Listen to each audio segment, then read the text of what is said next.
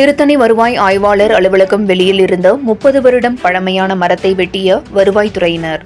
திருவள்ளூர் மாவட்டம் திருத்தணி நகராட்சியில் வட்டாட்சியர் குடியிருப்பு அருகில் உள்ளது வருவாய் ஆய்வாளர் அலுவலகம். 30 வருடமாக செயல்பட்டு வருகிறது.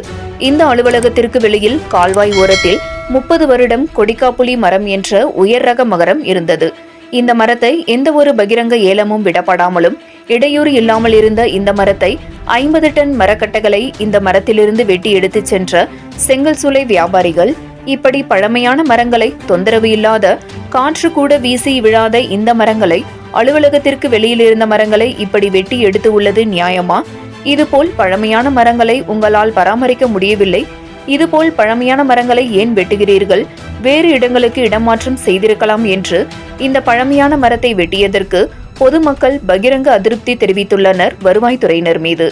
அரசு வீட்டுக்கு ஒரு மரம் நடுவோம் என்று கூறுகிறார்கள். ஆனால் அரசு அலுவலகங்களில் மரத்தை பராமரிப்பதே இல்லை என்பது இதன் மூலம் நிதர்சன உண்மையாகி உள்ளது.